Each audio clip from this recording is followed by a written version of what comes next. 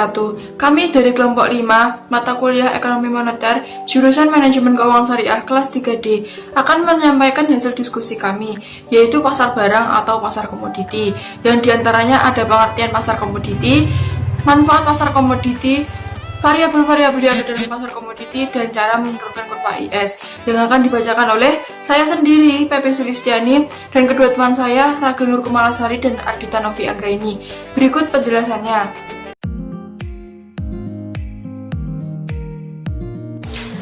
Yang pertama ada pengertian pasar komoditi. Pasar komoditi adalah interaksi antara permintaan dan penawaran terhadap barang dan jasa. Dalam perekonomian tertutup, permintaan utamanya berasal dari sektor rumah tangga dan sektor pemerintah. Dalam pasar komoditi, barang yang diperjualbelikan adalah barang yang laku di pasar dunia dan memiliki standar tertentu. Di antaranya barang hasil industri dan produksi, hasil pertambangan, hasil perkebunan, dan hasil pertanian. Misalnya kopi, kedelai, jagung, kakao, gula, karet, tembakau, emas, perak, tembaga, dan masih ada banyak lagi.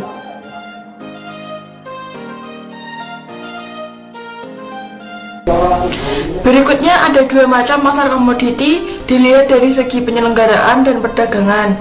Yang pertama ada pasar fisik, merupakan kegiatan perdagangan yang penyelenggaraan barang dagangannya dari penjual kepada pembeli dilakukan segera setelah terjadi transaksi tunai. Dan yang kedua ada pasar komoditi berjangka. Yang diperdagangkan dalam hal ini adalah surat kontrak yang mewakili barang yang disimpan di dalam gudang.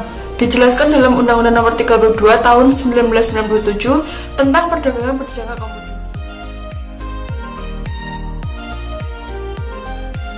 Manfaat pasar barang atau komoditi yang pertama bagi penjual adalah dapat mempermudah pemasaran atau penjualannya. Kemudian bagi pembeli dapat mempermudah konsumen dalam mendapatkan barang yang diinginkan dengan kualitas yang terjamin. Kemudian bagi pemerintah dapat memberikan tambahan devisa. Selanjutnya, variabel dalam pasar komoditi terbagi menjadi 4, yaitu yang pertama dalam perekonomian tertutup, terbagi dalam konsumsi atau C, saving atau S, investasi atau I, kemudian pendapatan nasional atau Y. Yang kedua dalam tertutup dengan kebijakan fiskal yang terbagi dalam tax atau pajak atau TX, pengeluaran pemerintah atau I kecil, kemudian transfer pemerintah atau TR. Yang ketiga dalam terbuka tanpa kebijakan fiskal yang terdiri dari ekspor atau X dan impor atau M. Kemudian yang terakhir terbuka dengan kebijakan fiskal yang terdiri dari konsumsi atau C, saving atau S, investasi I kapital, kemudian pendapatan ekspor atau X, impor atau M, pajak TX, pengeluaran pemerintah I kecil, serta transfer pemerintah atau TR.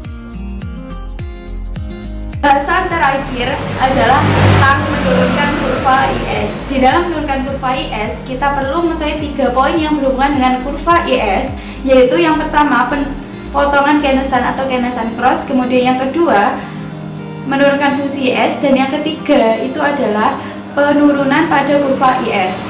Untuk yang pertama adalah perpotongan Keynesian, di mana pada perpotongan Keynesian ini titik equilibrium atau titik keseimbangan itu dapat kita ketahui ketika tingkat pendapatan itu setara atau sama dengan tingkat pengeluaran yang telah direncanakan. Kemudian untuk kebijakan fiskal pada perpotongan Keynesian atau Keynesian cross itu dapat berdampak sebagai pengganda terhadap pendapatan.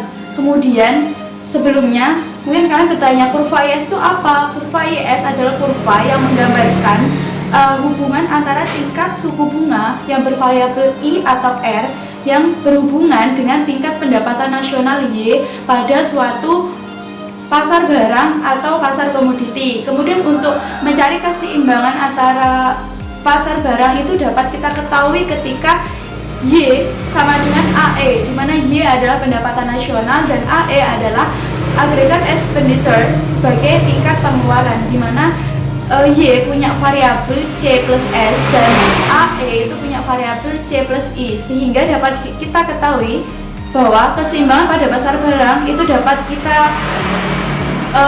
dapatkan ketika S sama dengan I, di mana S adalah saving, itu setara atau jumlahnya sama dengan I investasi.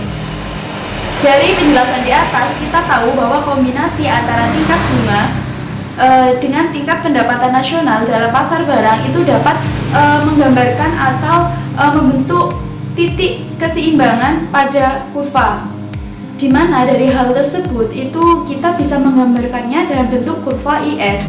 Kedua, yaitu menurunkan fungsi IS. Dalam menurunkan fungsi IS, kita bisa memakai variabel-variabel dalam pasar barang.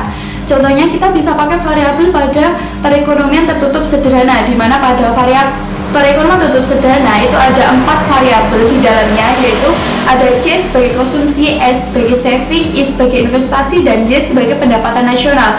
Dari keempat variabel ini kita bisa menurunkannya untuk mencari fungsi IS, di mana kita bisa mendapatkan dua fungsi untuk mencari fungsi IS, yaitu yang pertama Y sama dengan C plus I, dan Y sama dengan A plus B plus I kali R dibagi 1 min C. Dari kedua fungsi tersebut, kalian bisa menggunakan salah satu fungsi ini untuk mencari fungsi dari penurunan pada kurva IS. Yang pertama, perubahan pada kebijakan fiskal yang membuat permintaan itu bertambah, maka akan bergeser, di mana akan turun ke kanan. Kemudian yang kedua itu perubahan pada kebijakan fiskal yang mengakibatkan atau menyebabkan permintaan berkurang, itu akan membuat kurva IS itu bergeser ke kiri atas. Kemudian titik keseimbangan pada kurva IS itu dipengaruhi oleh tingkat output yang lebih rendah daripada tingkat bunga. Jadi tingkat output itu harus lebih rendah daripada tingkat bunga agar kita bisa mencari titik keseimbangan pada kurva IS.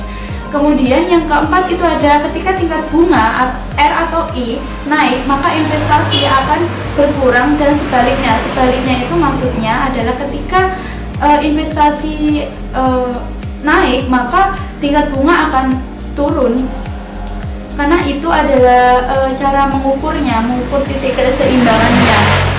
Kemudian yang kelima itu untuk menurunkan kurva IS itu kita perlu menunjukkan perubahan pada AE. AE itu aggregate expenditure atau total pengeluaran yang bervariasi, nggak cuma semacam saja, tapi bisa dua ataupun lainnya mungkin bisa.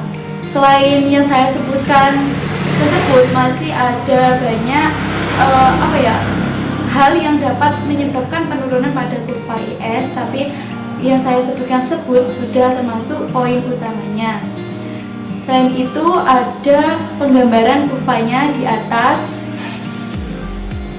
di mana ada perpotongan gainasan, ada penurunan kurva IS, dan bentuk kurva IS. Bentuk kurva IS itu kan dari kanan atas miring ke kiri bawah, itu adalah bentuk kurva IS.